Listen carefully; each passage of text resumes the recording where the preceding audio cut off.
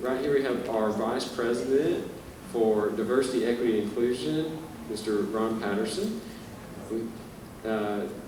Then Luke Persall, who is over our rec sports and outdoor adventure center and intramurals, campus rec. Dr. Andrea Hunt with our Mitchell West Center for Social Inclusion. Bethany Green, who is our Assistant Director for Student Engagement with Community Service and Outreach.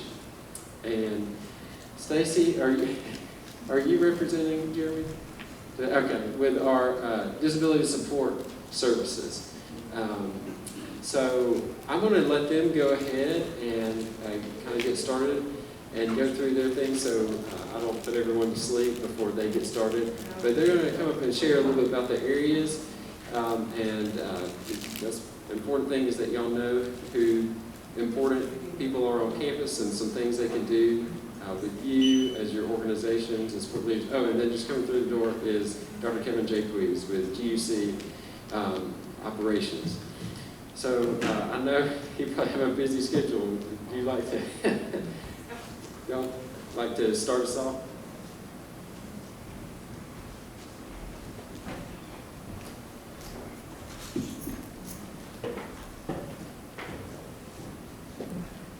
Good morning, everyone, and thank you for coming out. My name is Ron Patterson. I'm the Vice President for Diversity, Equity, and Inclusion. It's a newly established division, as recent as this summer. We are very excited to serve and engage and partner and collaborate with you.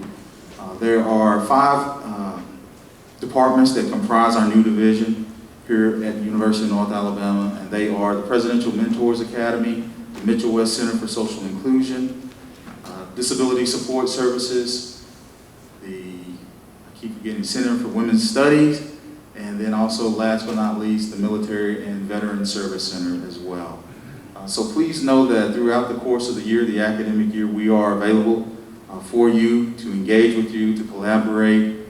We also look forward to partnering with you as it relates to programs, topics, events, activities as well, again, according to CDC guidelines. Without further ado, I would like to introduce my colleague, the founding director of the Mitchell West Center for Social Inclusion, Dr. Andrea Hunt. Thank you. Good morning on this rainy day. I appreciate you all being here. Just want to let you know that we would love to collaborate in a variety of different ways, whether that is helping organize or sponsor programming. How many of you follow UNA Inclusion on Instagram? Yay, there's somebody out there. We would love to share your events as well. So if you send us those through Instagram, we would love to promote those. We have a lot of students who follow our page, and so we want to get out as many events as possible to the larger campus body so that we can show that there's a whole range of things going on that create an inclusive environment for all of our students. We would also love to help provide training for your organization, so if you have something that you're interested in related to implicit bias or creating more inclusive practices, we would love to help you plan that and help deliver that programming. And then lastly, I hope to encourage you to think about the practices within your own organization. Are you creating an inclusive environment so that everybody feels that they're welcome? And are you creating practices for inclusive leadership and promoting that kind of leadership within your organization? So please feel free to reach out to us, and we can't wait to help you plan events. I failed to mention one thing. We are now located in Bill Graves Hall. Our suite is 326. We also have conference room space. We also have a multicultural collaboration, inclusion, and training space as well. So if any of your organizations need to meet or need locations to meet, please know that you can reach out to us and schedule that meeting space as well. So sorry to fail to mention that. Again, thank you for allowing us to share some information with you.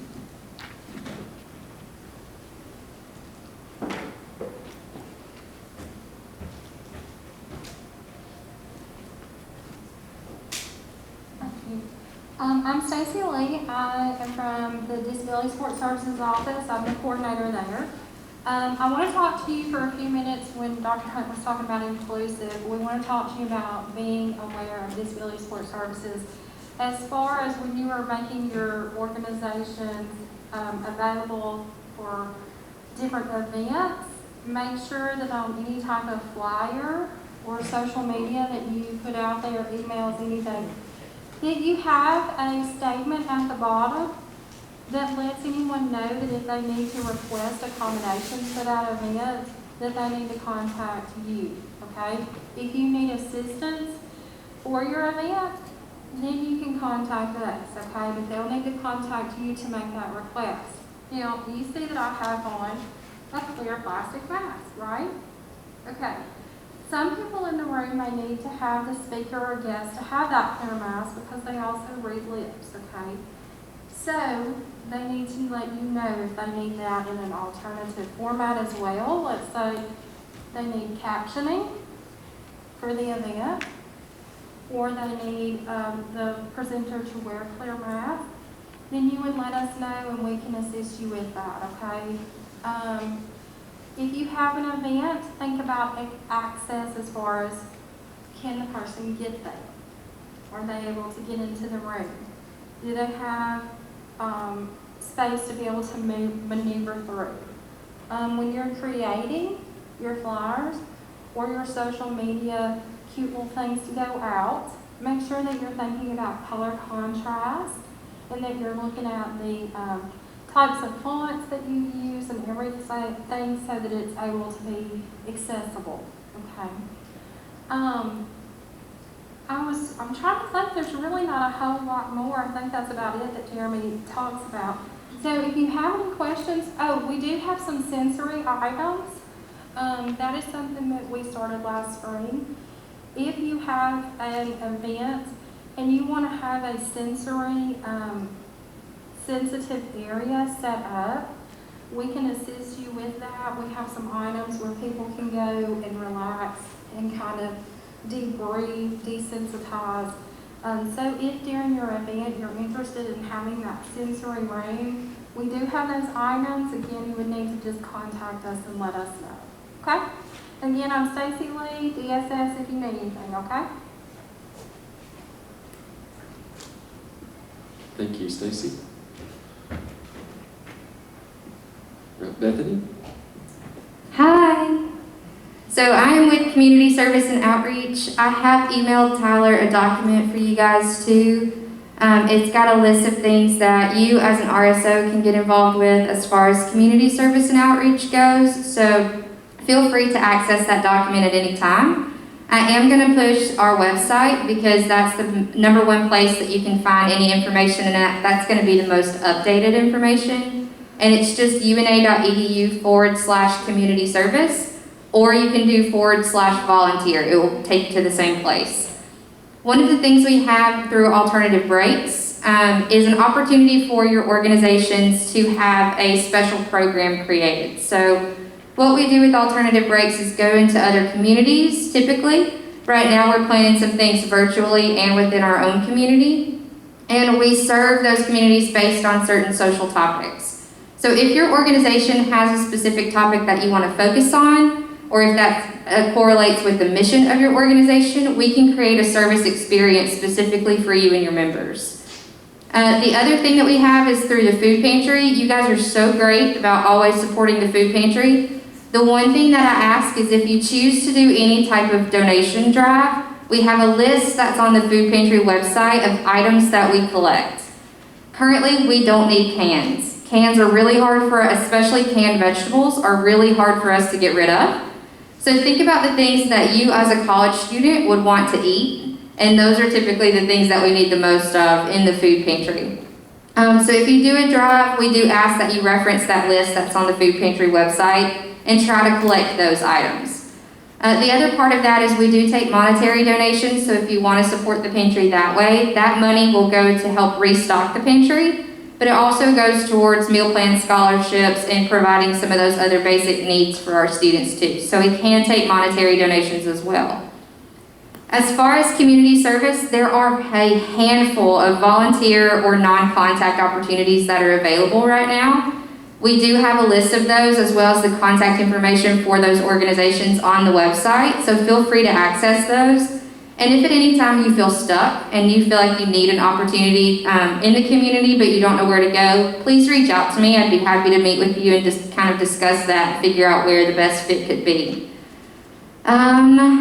We also have the Youth Serve program in partnership with the Midwest Center for Social Inclusion. We've got a couple events happening this fall. We're going to do a virtual poverty simulation, so really kind of have you guys work through scenarios of how some of our students could end up in a poverty situation. And then we have a discussion on Native American issues in November. Those are additional community service pieces. So one thing for you guys to keep in mind is that activism, awareness, and education are all pieces of community service as well, and really important pieces. So there are a handful of events happening. Majority, if not all of them, are virtual, and so we are trying to make sure that we look out for y'all's safety as well. If you have any questions, my contact information is on the document that Tyler will send to you guys. It's also on the RSO portion of our website too, so feel free to access that at any time. Thanks. Thanks, Bethany. Luke, you want to talk about intramurals and?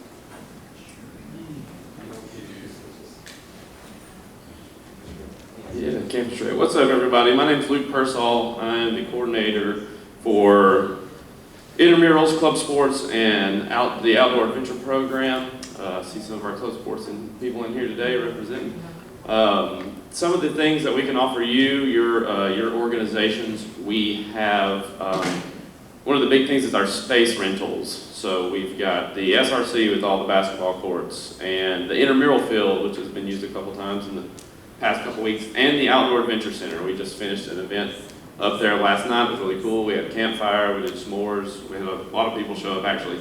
All of that stuff can be available to you for your organizations to use for different events. We have a rental request form on our website, una.edu/recsports, I believe is what it is, but that's also in your folder if I misquoted that.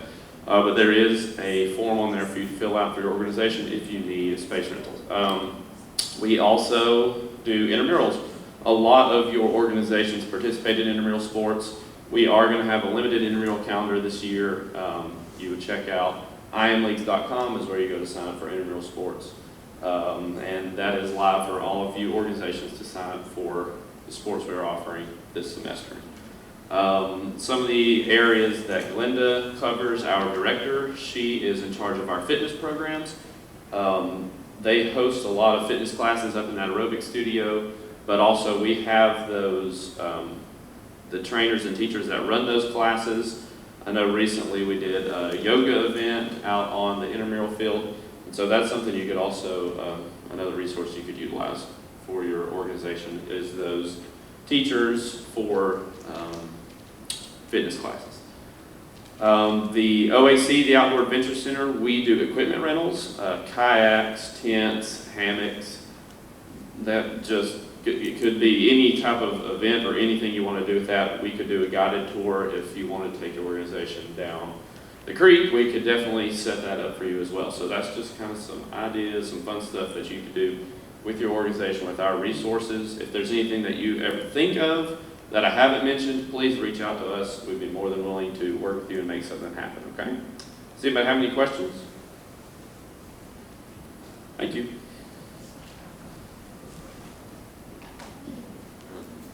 Thanks, Luke. And then we have Dr. Kevin Jaques with, I'll put the mic back, GUC Operations.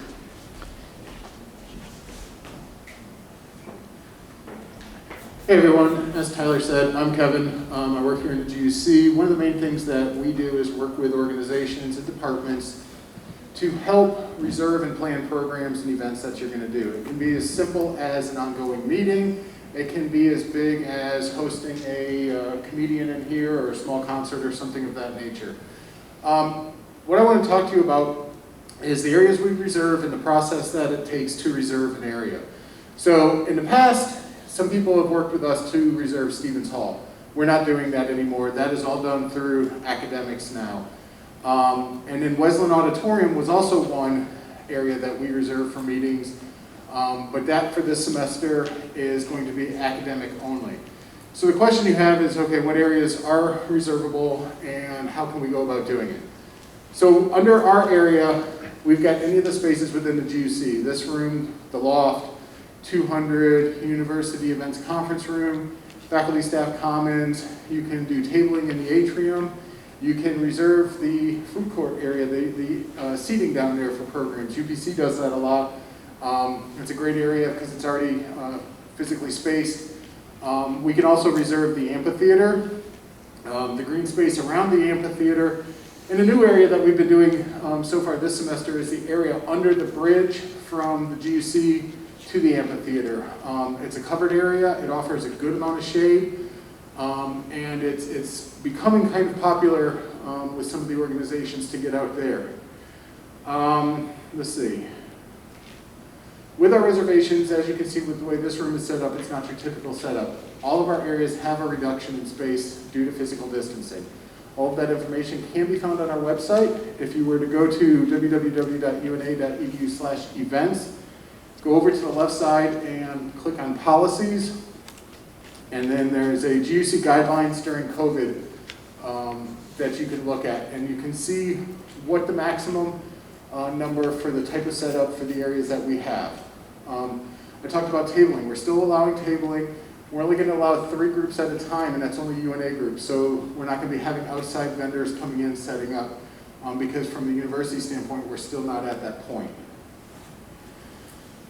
All right, so when we look at making reservations, we have 3 different forms within our office. Okay, my notes here. We've got our first one, our goldenrod. This is if you want to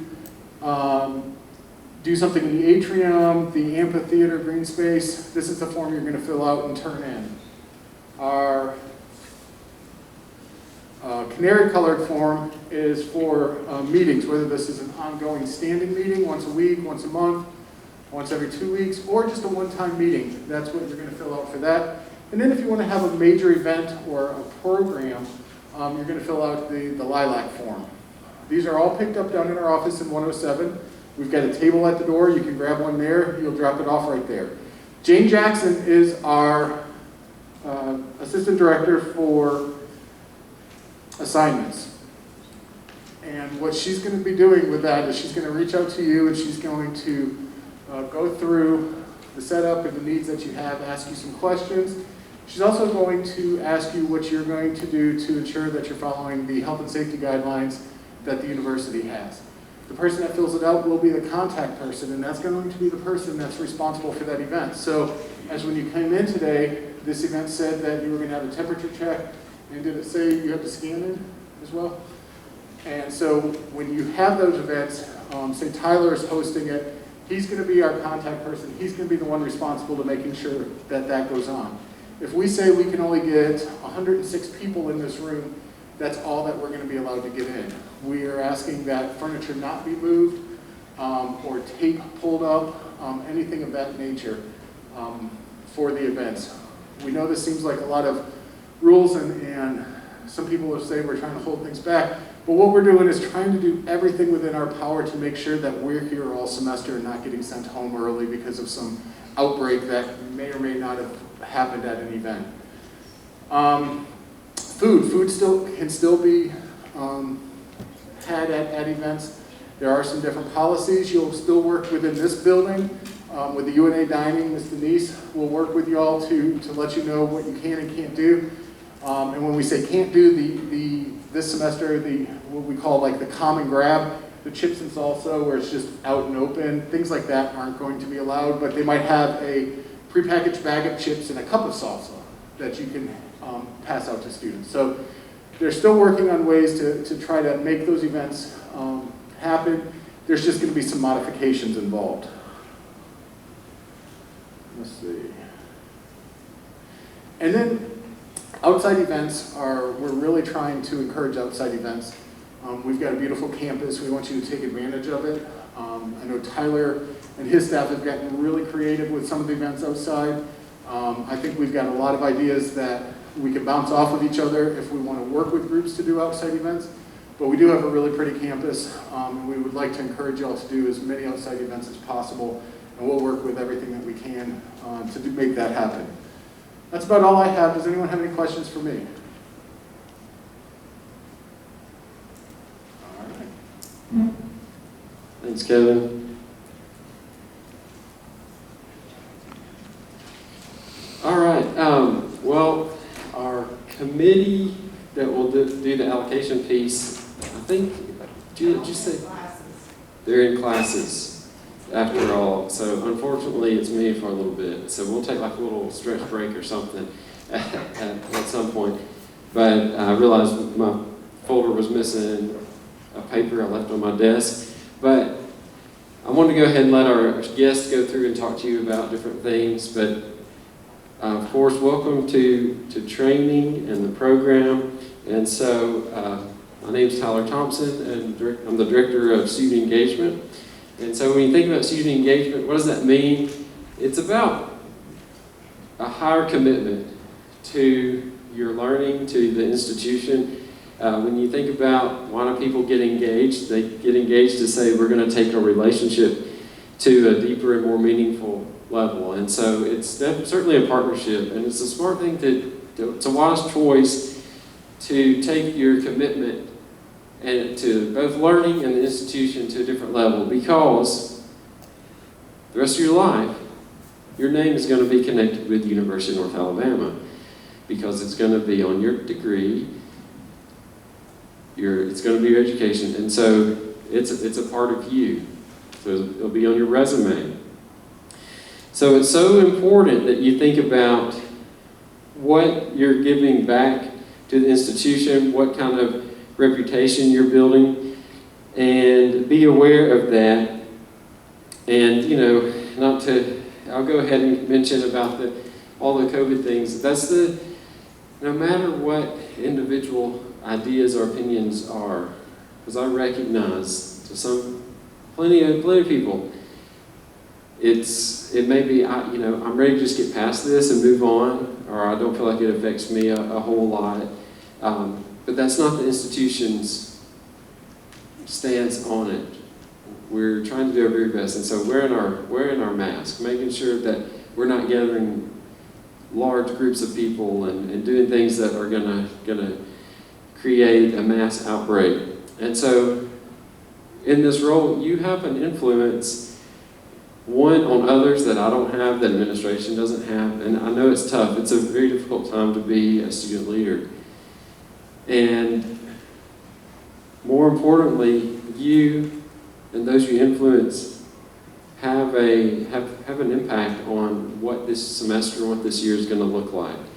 So remember that you have an important role, and so it really is a partnership. And so that's why I want to talk about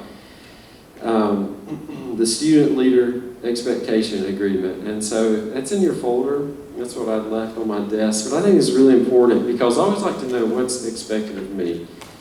And so, as I said, it is a program. It's important for your growth, the extracurriculars and things like that. But as I said, it's about an investment. It's about an investment in yourself, in your institution. And so in the partnership, I put it between me, because I'm really the representative of the institution. And so you can expect from me, I will strive to be a role model for student leaders. And so I'll strive. It doesn't mean I'll be perfect, and we're not looking for perfection, but we're always trying to be better. I'll always try to be proactive in avoiding unfortunate circumstances for you or your organization. So what does that mean? I want your organization to be successful, to have the most tools to succeed, to represent yourself, have a great experience for yourself, that you learn a lot, and also a great representative of the university. I'll always uphold the values of the University of North Alabama. So what does that mean? Sometimes there may be some personal things that I don't necessarily have the same value, but it's the value of the institution. And of course, any time in life, if there's something that is so important that is different, you and maybe what you do and where you work, then yes, there's time to separate. But It is, but for this, I know where I'm going to come from. You may have different values yourself, and so I'm going to be upholding the values of the institution. Doesn't mean I may not agree with you, but know where I'm coming from. I'll hold you accountable to your organization, to the university standards, and to your commitments. I'll be an advocate for student leaders, and we will work as a team. I will seek to make this program successful using evidence-based practices and standards. And I will not talk to others first about disagreements with you, but discuss with you in a private discussion. So those are the things you can expect from me. And here's the things that we need to expect from each other. So in the partnership, as I said, we will place honesty and seeking the truth above all other values. And I really bring that back to, that's our campus motto, it's on our seal, Veritas Lux Orbis Terrarum, truth and light around the world. So that's what education is all about, is seeking the truth. We want to seek the truth. So honesty and seeking truth is above everything else. We'll treat every individual with respect, regardless of if we respect the individual's beliefs or decisions. Ooh, that's a tough one, right? It is hard to treat certain people with respect, especially if we don't respect the things that they believe, or we don't respect the decisions they have. We will not cheat or steal from others. So very basic ethics. We will not steal or cheat from others. We'll value every individual, even if we disagree with the individual's behavior or opinions. Once again, very difficult sometimes. We don't have to agree with people, but we will value the individual because they're a human being. So value individual. We will value listening to others. That was tough. Yeah, it is very difficult to listen sometimes, just in general. I've said like this past weekend, just worried about, first week, everything starting back at the table with family. I realized I was zoned out. I didn't hear anything that was said. Like I tuned back in, and I'm like, I don't know what was just said. And I don't know if anyone else ever does that, but listening is tough, and so that's something that I have to consciously work on. So, but that's the thing that we're going to do, is value listening to others. We will be ethical and transparent, avoiding conflicts of interest, real or perceived. What does that one mean? You're going to be in a role of leadership in your organization, and so things like favoritism or being unfair to one person. So sometimes things are it's the perception. It's the perception.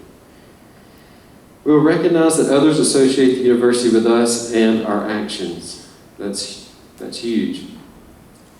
How many folks are from around like the Shoals area? Okay. What about Huntsville? Huntsville folk? Okay. So that kind of takes care of most of Ardmore. So I'll count that as everybody knows, everybody perceives a different school. What do they mean? So, folks around Huntsville, Athens, they say Ardmore, they probably have like a certain thing, or West Limestone, Sparkman, Bob Jones. In your head, you thought about what that student is like, or what a student is. And here, think about, okay, Muscle Shoals, or Florence, and we got Lauderdale County, Lexington, Wilson, Brooks. Are you not thinking about, this is what this group of students, this is who they are. So people associate you now with University of North Alabama. And same thing, University of North Alabama with you. So that's important. Our social media and all those kinds of things goes in with that. We'll recognize that everyone is learning and growing, and we will be patient with others. I'm learning and growing, make mistakes, and so having the same understanding for everybody. We know we're learning, know that we're growing. One of the things that always sticks with me, I guess it was a workshop or a speaker had said, people judge others by their actions, but we judge ourselves by our intentions. So using the same fair judgment. I didn't mean to do this, yeah, but your actions were this. So the same thing to us. No, we didn't mean to. This is what our actions were. we will have the courage to do the right thing, even if it is uncomfortable or could negatively impact us. That's just a part of leading a group of people, being someone who others look up to. There are going to be times when you're challenged. So doing the right thing, even if it's uncomfortable, sometimes it negatively impacts you or the group. We will engage in behaviors intended to help the university community, and that includes taking responsibility for the accuracy of information we share with others, helping others connect to the appropriate people on campus that do have accurate information, and then balancing the need to share information with the potential for that information to cause harm to individuals within the community. So you have access to more information as leaders and connections to certain specific people on campus. And so making sure that the info that you have and the people that reach out to you because they know you're a leader, they recognize that, make sure it's correct. And here's the things that I expect of you. Like I said, these are ours together. You will hold yourself accountable for your actions and words. You will be required to take personal responsibility for any agreements and commitments you have made for yourself or on behalf of your organization. You will not create conflict to establish your power and leadership within an organization. It's a proven model of leadership. Create strife, alienate people, turn people against each other. You've got power in a group. But we're not about that. That's a harmful leadership model for those that are around you, for the organization long term. Those models are built on pillars of sand, and the bad thing is, it hurts that organization, and then hurts that person, and then all the people around them. So be aware of that. You can look at through history, dictator playbook. That's the way those things work. If you disagree, like I said, it's a model, but we're trying to make the world better here, not harm it. If you disagree or have a problem with somebody else, an entity or individual on campus, you're first going to go to that person or that entity and discuss that disagreement together before you discuss it with anyone else. So that's especially important with our opportunity to just put things out there on social media. So at least try to talk to whatever entity, or if it's the person, before putting it out on publishing it or sharing it with other people. The goal is to make things better. You'll not engage in behaviors that harm the university community, including misrepresenting yourself, your organization, or UNA, entering into agreements or relationships on behalf of University of North Alabama, or distorting facts or context to further a particular agenda, and then talking to other people or publicly sharing disagreements or problems you have before taking the steps to properly discuss. So take the steps first to try to deal with it, and then it's a different story if you've taken some ownership for trying to make things better and did not get anywhere. So I've signed it, this is my commitment to you. And so if you, regardless of if you sign or agree or disagree or whatever, this is my commitment to you. So that's the nature of my relationship and what I will expect. And then you have the opportunity to sign and be in this partnership, and you can leave those on the way out. But that's up to you. But I need you. What you do is so valuable on campus. And one of my goals is to do a better job of recognizing the things you do. That's certainly a shortfall. And that's one of those things I ask for patience as we try to do a better job. But you're critical for the institution, and I appreciate what you do. And in this time, this is an extra difficult time to be a student leader, because we've got so much complexities going on, even about you can't breathe close to someone else. We've got masks and we've got a pandemic, and so leaders and organizations are going to be even further in the spotlight and what you do. So,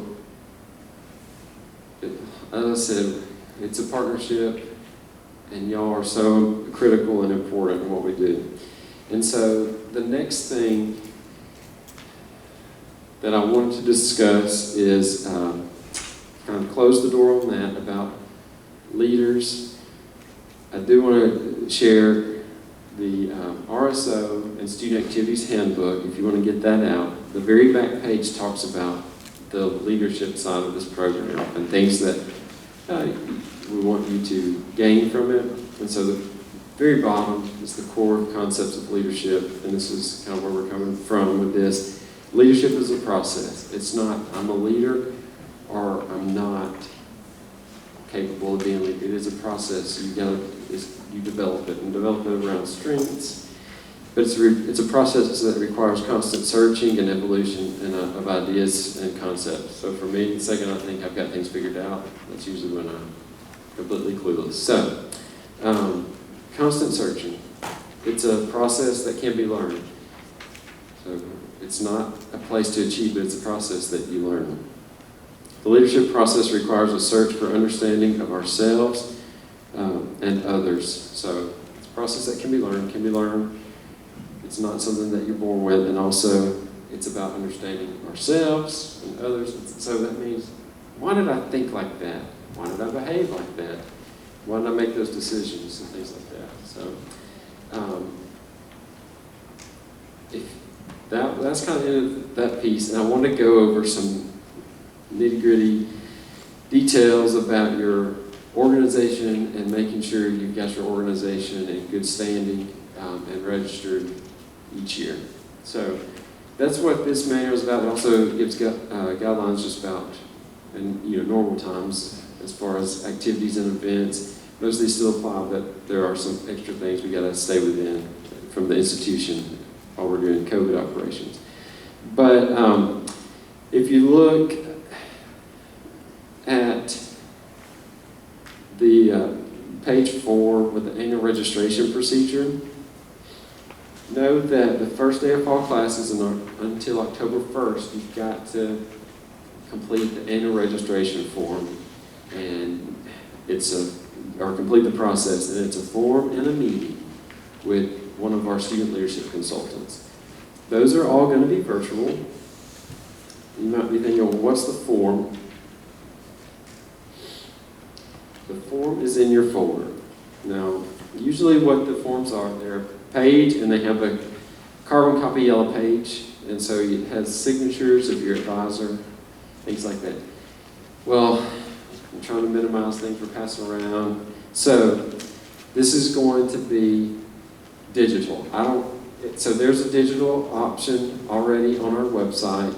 So if you go to our student engagement page, and the RSO leaders, and I'll show that in a little bit. I need to touch the computer so it doesn't look up. But if you don't want to do the digital one, you would rather fill this out by hand, that's fine. Fill out by hand, sign if you're the president, and no need to do the advisor, but you can take a picture of it if you want to with your phone, I don't care. And you have to send it at least an hour before your meeting. So you'll need to schedule a meeting with our SLC. That you do have to do, I believe it's a day in advance. That's all on the site as far as doing that. But send this to the email so they can look at this with you. If you want to do the digital version, that's also fine. And you have to copy your advisor. So make sure, we're not doing advisor signature, but you do need to copy your advisor. So make sure that's completed before you have your meeting. That helps us know the information that we need to know about your org, who we contact, who gets admit privileges, all that kind of good stuff. Then for spring, those dates are first day of classes until February 15th. So if you miss the timeline for October 1st, then you'll have to wait until spring. So it won't be recognized for the fall semester. The important part is leadership transitioning on page 5. It's a process, but make sure There will be, if you had your elections in the spring, anytime, I'm sorry, if you had your elections this fall, anytime, so if you're going to be changing officers, November 15th, there'll be a switch flipped on our presence, which is presence portal, and if the outgoing officers make the updates, then your new officers will have access to everything. So submitting your allocation or putting in events on presence, all that kind of stuff, and have access to your organization management stuff. If they don't, then they'll have to meet with a student leadership consultant to do that. So make sure you're considering that. And then if you're changing officers in the spring, then it'll be April 15th. So that's in here, page 5. You can take a look at that. Look at organizations. And you can also look at the student activities pieces and guidelines and things like that, which is the second half. Make sure, look at those especially, because some of those things you need to know in addition to student allocation funding and what's in that manual. Any questions about that? Finally, for this portion, this page is your student organization quick reference guide. If you don't read anything, it would be helpful if you read the handbook. It's not a particularly engaging read, so if you're having trouble going to sleep, have it next to the bed and read it over a few nights. It'll help you go to sleep. But it does have valuable information for your org and how to manage that. But your quick reference guide, everybody should, it doesn't have very many words, and it's got some pictures. So everybody should be able to browse through that. Some of you might be doing it while I'm speaking, and that's okay too. Student leadership consultants tells you about how to connect with them, making your appointments. Then about the Student Engagement Center and those resources, the app that has all the activities. And why is that important? Because as organization and organization leaders, you've got everything up to date with the presence, and you're on there. In like 5 minutes, you're able to promote your activity, and it goes to our televisions in Keller, it goes to the televisions in the GUC, it goes to the app that are, especially new students, we really push that really hard, and they have the app. So all the activities and things are going to be showing up, and so it helps you promote your org in a unified space. And on the other side, that's how you track attendance and who comes to your activities, and you can reach out to them, know over time, hey, what year had the best attendance at our activities, things like that. So very important to look at those resources and get some info.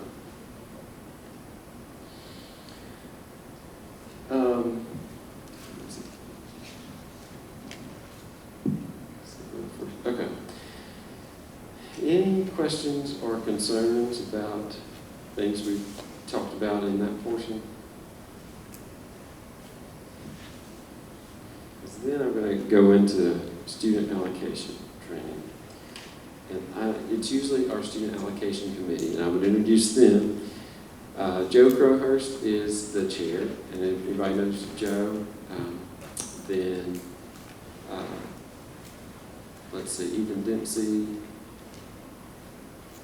Dr. Amy Cruz is the faculty member that serves. So each week they meet to review allocation requests, and they spend their time, just like y'all as leaders spend your time supporting your organization, they spend their time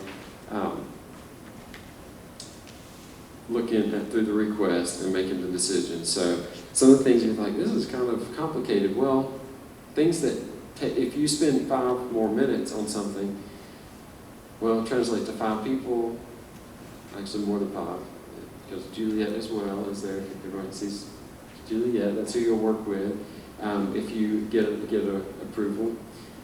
But 5 extra minutes on your part translates to hours kills 5 minutes, because if we have 10 requests a week, that's 50 minutes.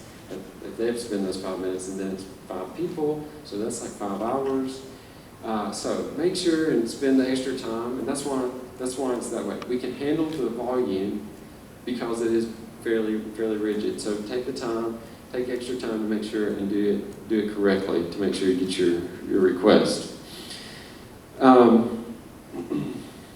Before I go into the presentation, and I'm sure they do a better job than I do, here's the manual.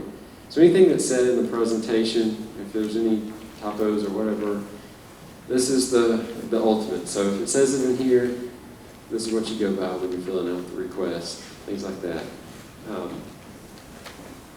So I'll pull out the PowerPoint. Do we need a stretch break for a second? Or a little breathing break? Get some air in the mask.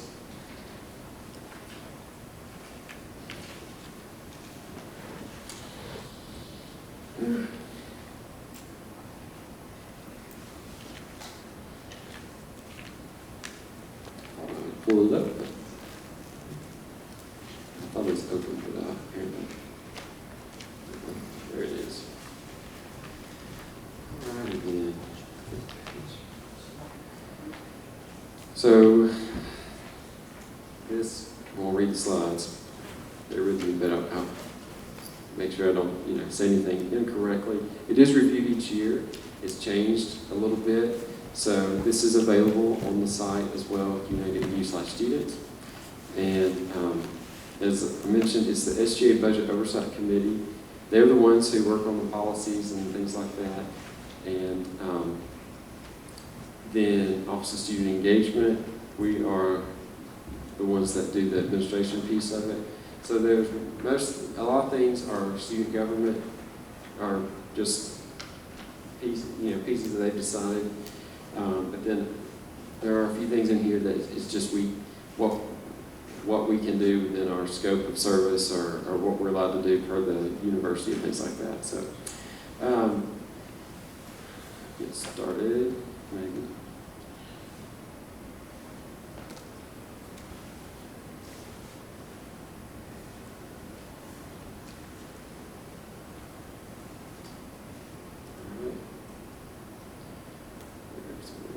Okay. Budget Oversight Committee meets every Tuesday in the SGA office inside Student Engagement at 3:30. Student leadership consultants are also available to help Monday through Friday in the Student Engagement office. So for those kinds of things, we'll have they're going to be on virtual hours. We'll put that schedule as far as there's some times that you can just pop into their virtual Zoom. Most of the times, people seem to fill these out on Fridays, but you can always call and we'll get you to the right person. And then, as I mentioned, Ms. Juliet, there in the back, does the administrative paperwork to ensure payments for your events. You must schedule an appointment with her within 1 week after the review of your request, or you'll lose the funding. So sometimes these things are within 4 weeks or so, and we have to move papers around on campus to get approval. And that takes some time. And then she's in the student engagement office. Budget periods. So funding opens September 1st through November 6th for activities and travels, October 2nd through December 2nd. And you can see the other periods there. November 2nd, the reason why they'll start at 8:30 those mornings so that we're in case you have trouble. January 4th, so there's 3 different times, October 2nd through December 2nd. That's fall, January 1st through April 28th. And so recognize that events can be scheduled during the first 4 business days after spring break. And then May 6th through September 30th is that summer and May month time. And so you can do the funding opens for that March 1st, closes March 12th. Why are these dates like this? We can only meet when school is in session. So whenever it's students and its faculty, so this is around that. So we can review certain times, so we've got spring break there that interrupts, the holiday breaks, make a little more sense when you look at it from that perspective. Proposals are due to student engagement online, are present. It's about 4:30 on Fridays. And so no later than 4 Wednesdays in advance of the event travel date. Confusing, but we've got to count it. We've got a chart. Must be submitted by students that attend training. Can't be a faculty staff member. 1 to 2 student representatives can appear at the budget oversight meeting. So if you want to be a part of the meeting, that's fine. You just need to let us know ahead of time, especially because we've got caps. Each RSO is limited to 2 requests per week. Funding limit of $4,000 per event request and $1,500 per travel request. So within the manual, you'll see at the top, we're not allowed to do travel for the fall. We'll see what happens for spring. So submit the request. If you submit the request by 4:30 on Friday, October 2nd, you can have the event starting October 28th. So see how we got to have that. So if you submit it on Saturday, you can't have it until whatever that following Wednesday would be. So you got to hit the deadline. So just know it's been about a month, but it's at 4:30, and then count how many meetings. The 6th is 1, 13th is 2, 20th is 3, and then 27th gives you 4 in between. Don't wait till Friday though. Do it on Monday. And then if you have computer issues or anything like that, or system problems, it doesn't matter. Eligibility, student groups must be in good standing with student engagement. And so they must submit RSO update forms each semester via student engagement online. Student organizations must update their student engagement online presence profile by October 1st and then February 1st. Probably gonna have the president and treasurer or designee attend this training workshop as you're doing.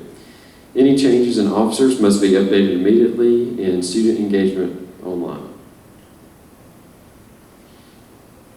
New student organizations must wait 1 semester before applying for allocation funding. They may start applying for allocations November 1st, but the travel event must be after January 1st. It's got to be in the new year. Must be in good standing with student engagement. There's an appeal process. If you get denied, you can appeal if Budget Oversight Committee deviated from written policies. That's the only reason you can appeal. Submit the appeal electronically via UNA Student Engagement Online within 5 academic days from the date of notification. So you have 5 days. SGA exec, they'll determine if the appeal has grounds. So they'll review it and look at it. And so kind of make that judgment. Is it correct? Is there a chance Budget Oversight Committee deviated from the policies?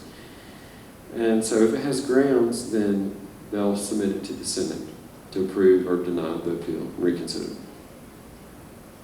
The Senate's decision, though, is the final decision.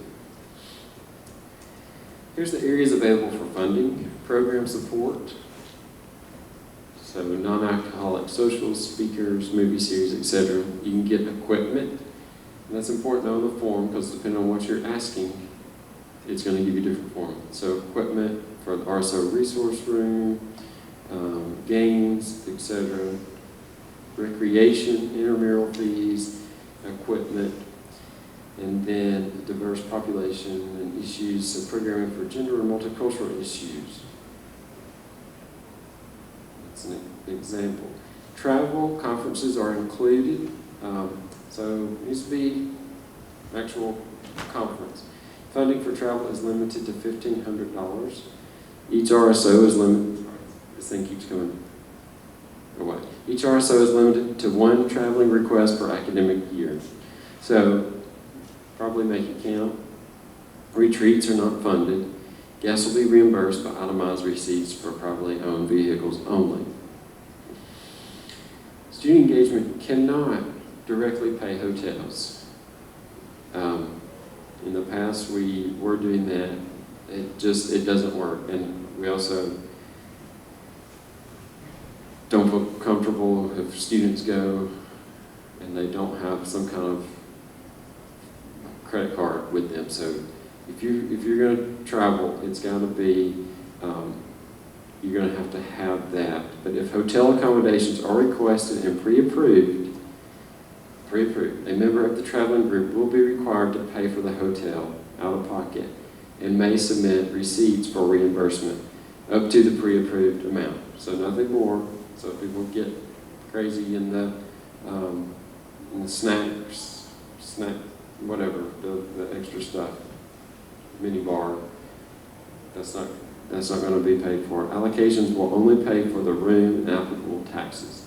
Receipts must be itemized and submitted to student engagement within 5 university business days. So it's your money. You need to know surely you know you're putting it out for this, and this is the only time when you put out your own money, and you got 5 days. So take it seriously.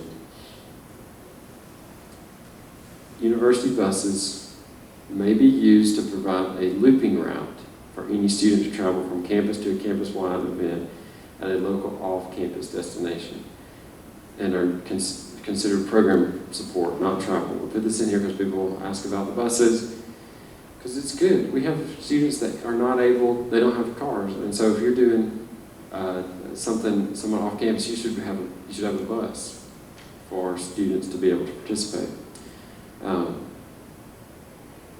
But those buses can't be taken, on trips and things like that. It's more in your manual. Event promotion and advertising. Every event submission must include a copy of a flyer promoting the event. It's a common error. People forget that, and so you won't get your funding if you forget your flyer. It's got to include name of the event, date, time, locations, and the statement made possible by the student activity fund. You'd think we wouldn't have to put that on there, but we do, as far as that it has to have the name, date, time, located. It's got to have information about the event to be considered a flyer. T-shirts and apparel. T-shirt designs must be attached to the funding request and approved by the committee. They cannot be purchased just for your group. So they got to be related to an event and available to all students. We cannot fund paraphernalia that is being used for recruiting, marketing purposes. So swag and things like that you're just giving out that says, if I wanted stuff that said student engagement, no. But if it's something for an activity, and it's related to that, it's a prize, then you can do that. Prizes. Pay attention to the wording there. All prizes must be purchased through the UNA bookstore. It should not exceed $250. So we're not giving away any cars, or I don't know what else costs over $250 that you would. Anyways, $250. Giveaways including T-shirts for an event should not exceed $750. So there's prizes and there's giveaways. So giveaways are things that a lot of people get. So T-shirts count in that category because you give them to a lot of people that are at that event. No gift certificates or gift cards as prizes. That's the same as cash, and we don't do that.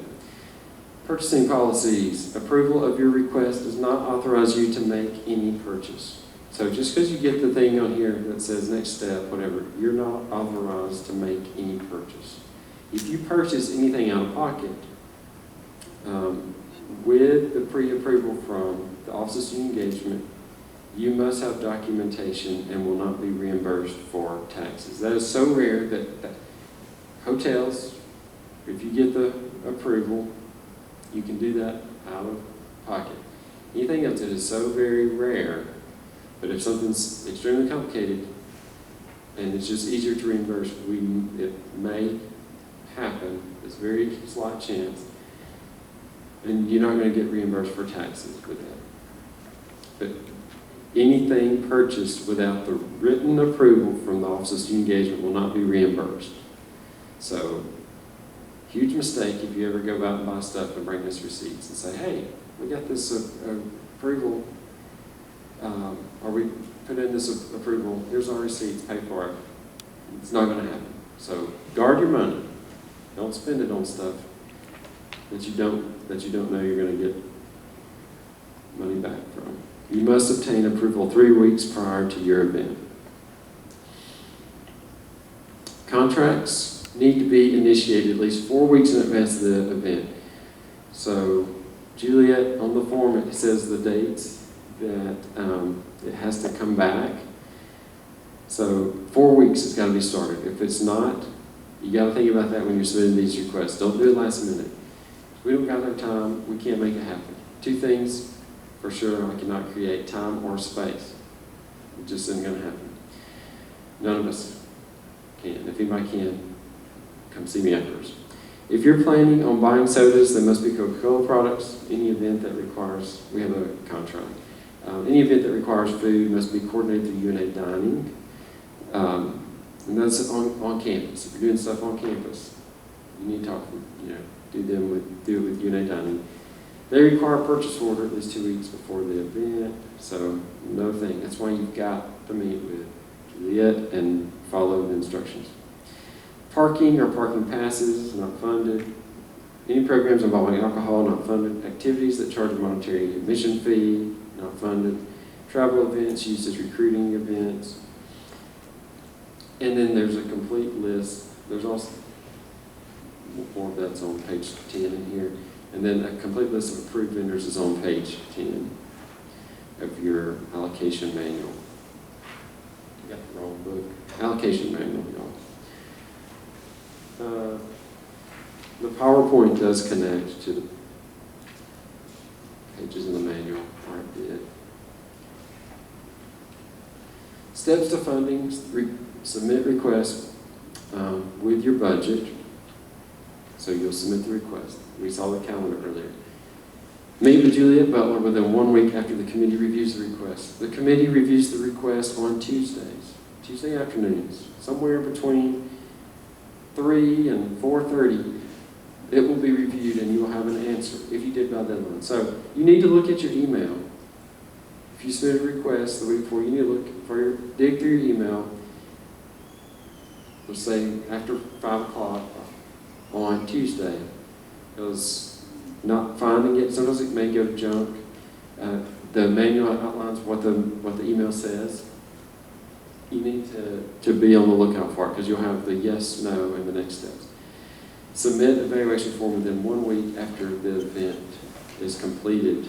That's often forgotten. Failure to do so will automatically result in loss of access to allocation funding until all documentation is submitted.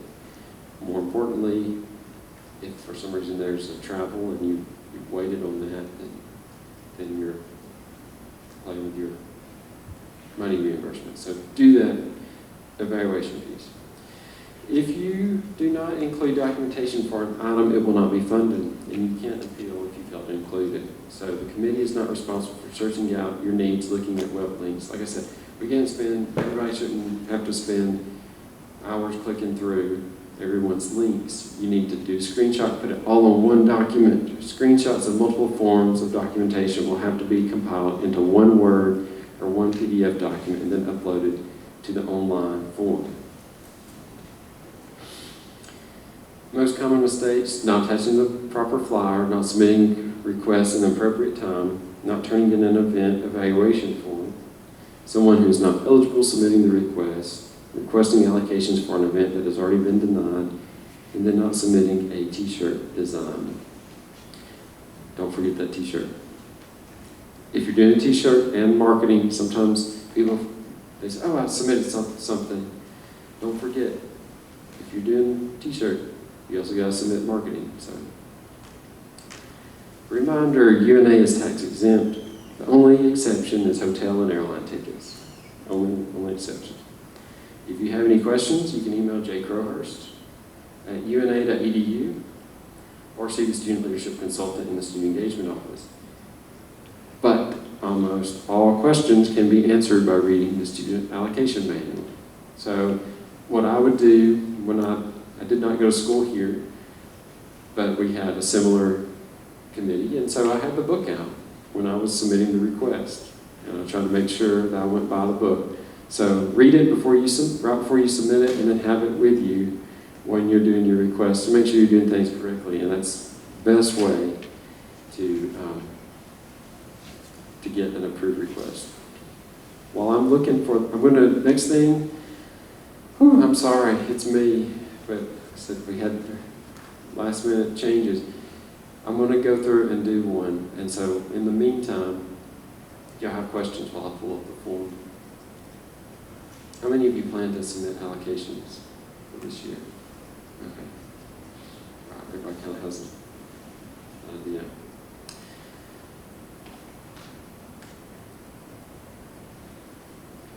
Any questions? I know anticipation is not 100% retention, but at least I do want you to be familiar with the items, and so when you do get in there, oh yeah, we talked about that. One thing that gotta say, don't try to use Internet Explorer with any of the present stuff. Internet Explorer Edge they don't like each other. So Mozilla, Chrome, Safari, are your best bets. So that's usually the first thing. I'm having trouble with present. First thing is browser. Second question we get all the time is the allocation form is not showing up. And so, presence. Let me go there real quick. So everybody says, let me go to forms and fill it out, and then so it's not there. So depending on if you're logged in or not, determines what stuff shows up. And two things determine what shows up: what you're a member of, and if you're logged in or not. So these are all just about open, anybody can see it. But what will happen, so the next step is, maybe I just need to log in. I'm already logged in. You do that there. And so then log in and then go back to forms. It's still not there because student allocation evaluation form is there. It's public. And so is the student application appeal form. But the request form is hidden because only people that come to training like yourself and take the time to understand what it's about are going to have access. So to get there, you can go to organizations, and by attending the workshop, you get added to the roster of the organization, RSO leaders. And you'll see in parentheses events and allocation certified. So it's a couple steps, and this is a question we get, but you click on that organization. Make sure you're logged in up here. So it says log out, that means I'm logged in. And you will go down to, trouble without a mouse, forms. And that's where you'll find the student allocation form.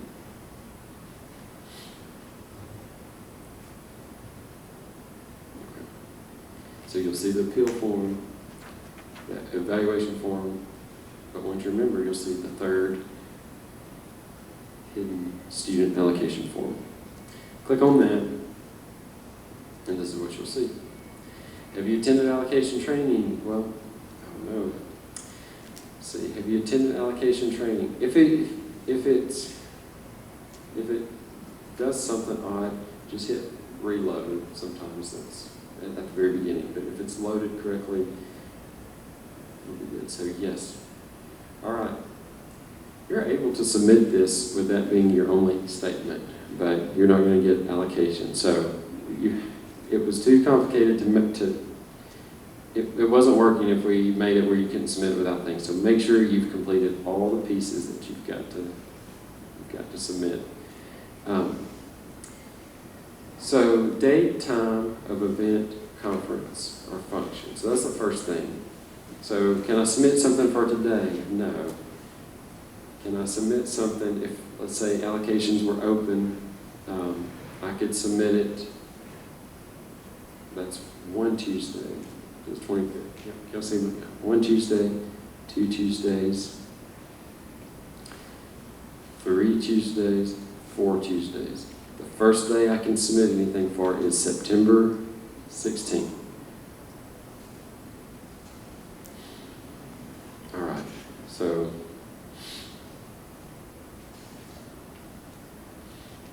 there'll be messages up here. Right now it's just kind of in test mode because you can submit requests up until it starts, which will be at 8:30 on the first day. Until the time it starts, anything submitted before that time will just be a test, and you'll see that info here. So allocations for fall 2019 have been exhausted. But anyways, first thing, select your organization. So I'm going to I'll do student government because they don't request allocations. So administer it. Let's see. So cell phone. Put in info. Then email.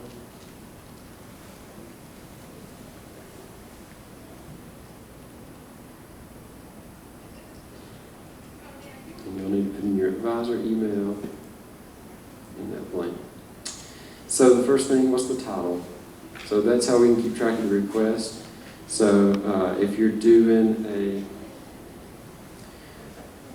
let's do, I don't know why I chose this because I can't spell Phoenix, but AML, it always does Phoenix Festival during the main month. And it's okay to heckle me about spelling. That's what we do when we're reviewing everything. It's difficult to do edits when everyone's looking. Okay, location of the event, conference, or function.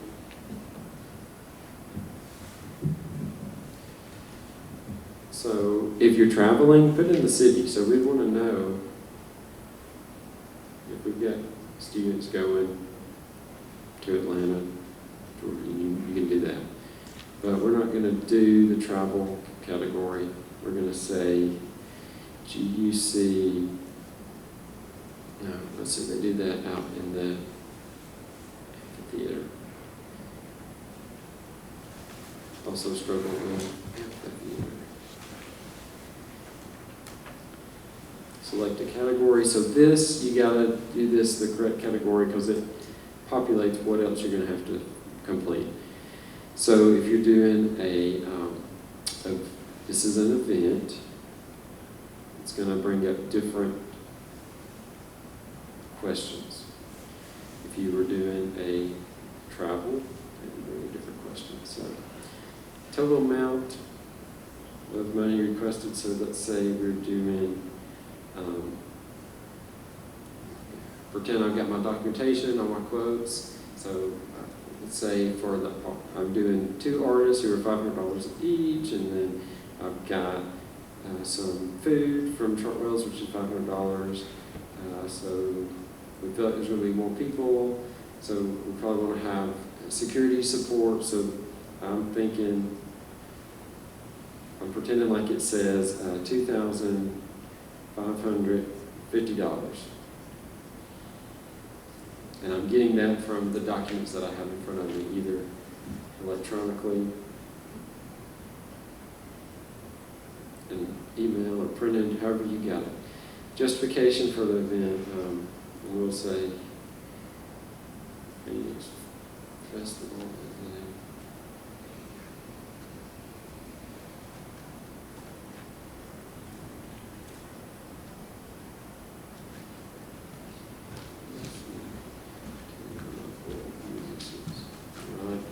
So it doesn't have to be an essay, but do put enough about what it is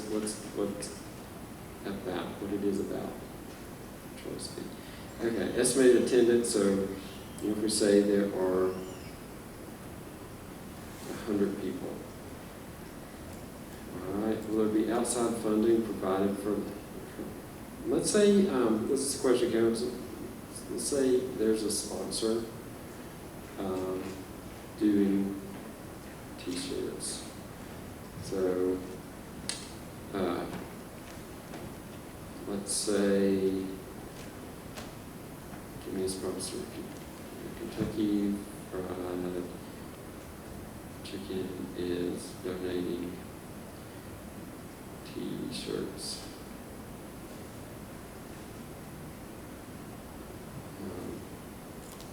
So you can put that there, whoever it is, whatever it is. And we will include their logo or something like that. So we didn't know that info, because if it's putting something on a t-shirt or a flyer, you know you've got some kind of approval from them to do that. Please provide any other information you think is necessary to know. So maybe you say rain plan date is September 30th. And so will this event be in the GUC? So if you hit yes, it cues the right folks. Oh, but if no, no. All right. Will you be showing a movie? So if you're planning on doing movie nights, things like that, and we're advertising it, just know there's a certain cost for that. And so this one would be no. But if so, read new leases are $670 and all the others are $450. So just know you have to put that automatically in your budget. And then of these apply. So it's open to the general public, and choose any that are correct. If it's expected over 200. So based off what you're putting here, if you've never had an event before, or your historical events are not, don't do that, because what it's going to do, based off the above information, your event needs to include security. So then when that pops up, I say, oh, it's going to be $350 for security, then I need to probably up my request. So if you get to that point, you see $350, you need to add $350 to that, so $2,900. So pay attention to the cues that come up on the form. Then if you want to print a large format printer, yes or no. So if you say yes, you want that, because we've got some of those cases around campus, add that to the cost, so $25. So you know, oh well, I need to add another $25 or so. We'll say no for this one. Itemized expenses. How many vendors are included? However many you put determines how many blanks you're going to be filling out. So if we said, let's say 5, we use UNA Dining catering services. It's yes. Then it's going to ask for a Cater Tracks number. So when you've come to this form, it's anticipated you've already done certain things. So you've put in a Cater Tracks request here. Cater Tracks, you can get to UNA Dine On. You start your order. They have a lot of different options. So let's just say you were doing beverages, usually trying to get waters. So you go in, create your account. If it asks you to sign in, you just create your own. But put in the final blank, like this is student allocation, and this is just seeking a quote for it. But when you finish it, you'll get a Cater Tracks, 4-digit Cater Tracks number from Chartwells. And so if it's 4444, that's what you enter in. And you also put that in your, you also put that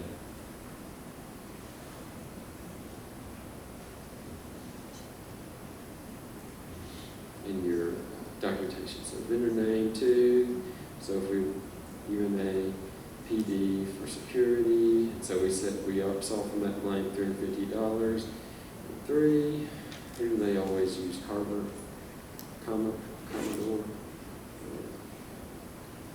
Requested $500. So band, I can't remember another one. Band number 2. $500.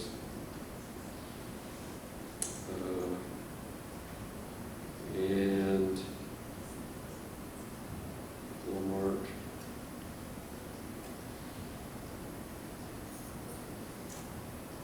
I can't remember the totals that we're at, but these need to add up to the same as what you put in for your total request amount. To request 2,900. So make sure things are matching up. And then your documentation should be the same as well. And so PD event security 350, it looks like it automatically pops up it'll actually not going to pop up. So anyways, do that, your document upload. There is, in your manual you can see like appropriate documentation versus things that won't work. On page 14, there are some people that only maybe do things over the telephone or in person, and they don't use paper or email or whatever. So page 14, this is also available on the site under student organization event planning resources. If this is completed and it has the sufficient information on it, then this can always count as documentation. And everybody forgets about this. So this can be used because you're talking about what you need. Who did you talk to? What's the company? What's their address? Your organization's name, just the details of what they're doing, and then the description of any items and things like that. So it can be service, if somebody's doing a service for you. Then that will always work, but a lot of times people will send you like a quote. Make sure you're clear with folks that you're just getting quotes for things. Here's a Goodman Sports. This is a quote. See, and that's fine. They mark through invoice. They put quote. That way they know they're not supposed to start the order. They're just quoting for an order. And that's kind of what the vendor sheet would look like if somebody doesn't have this quantity.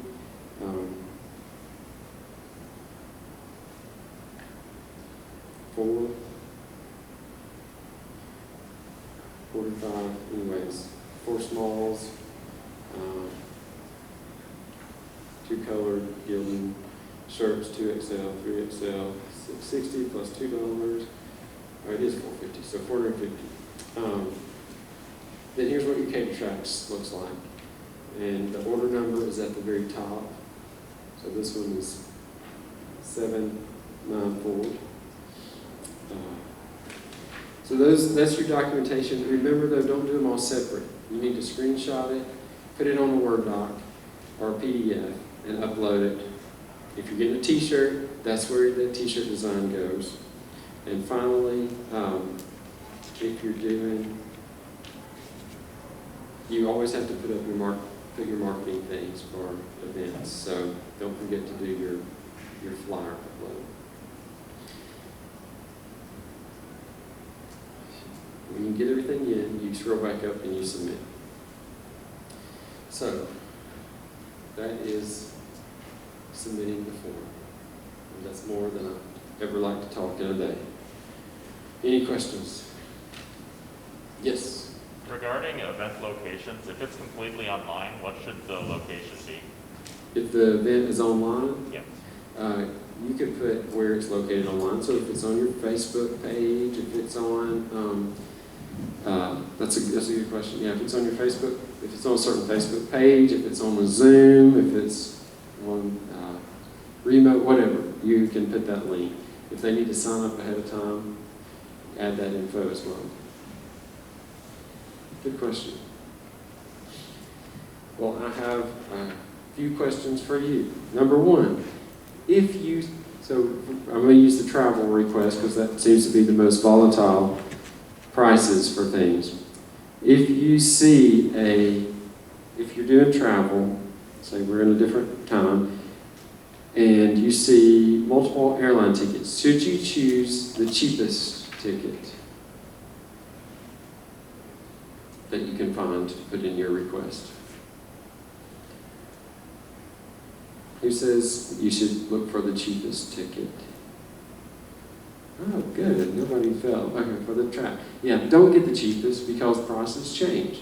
So give yourself some wiggle room. We will always strive to find the least expensive things, so whether it's hotel or Coachella do that, but if it's travel or if we can find a better price on equipment or things like that, we're going to try to do that. But give yourself some wiggle room because prices change, and so you don't want to only allocate this much price change, then you'll be required to pay for things out of pocket. What is the only reason you can submit an appeal to a decision?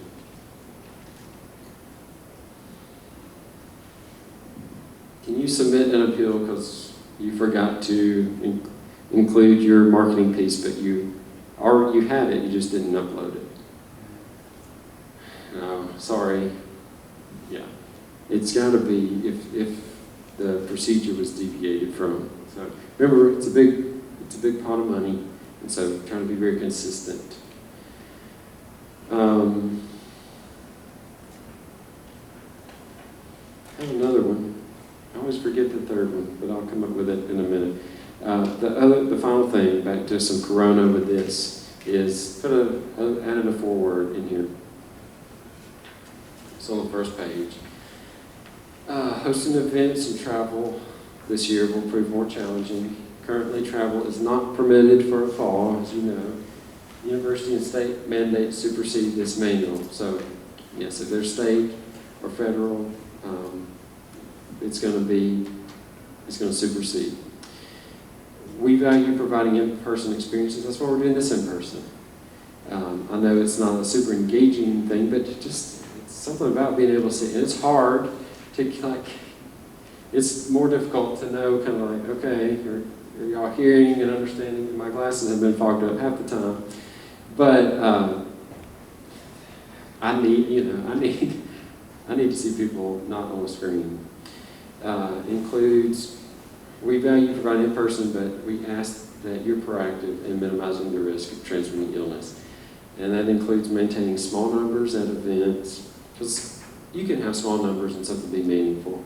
And I know people think, hey, it's great when you have like thousands of people around, but it's not the perfect time. And the things I think about from any experience, but especially college, it's not the giant things, it's the 5 to 10 people around me at any given time. That was the important people, or the 1 or 2 other people.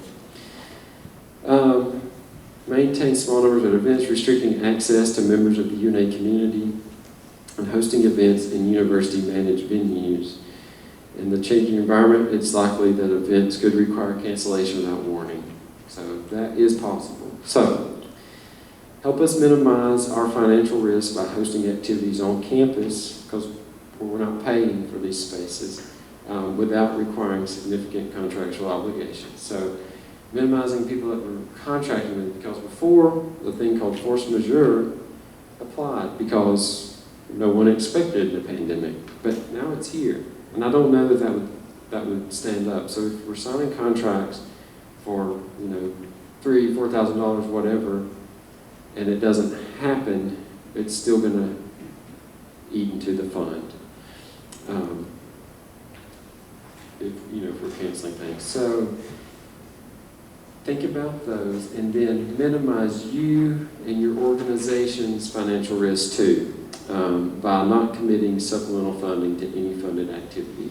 So sometimes, like on the example, KFC was going to do some t-shirts. Well, if you're like, well, we're gonna ask for $4,000 and then we're gonna spend $2,000 for XYZ, well, then if it cancels, it's all canceled. And so you are out, would be out of funds as well. So minimize that. Just let the fund take the hits. Finally, student engagement asks for your patience and understanding, knowing that there may be inconsistencies with how we respond to uncontrollable variables. So, my big thing, I try to be consistent.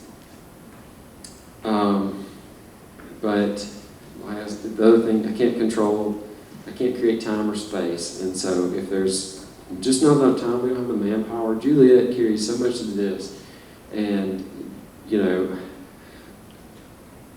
I couldn't do it without her.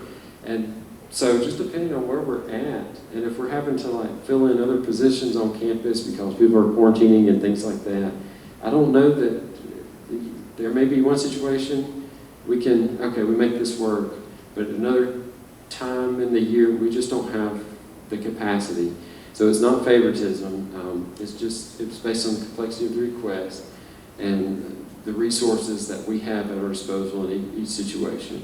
It goes back to, I want everybody's org to be successful and to have, you know, the best outcomes, and we will do our very best, but just have the patience with us.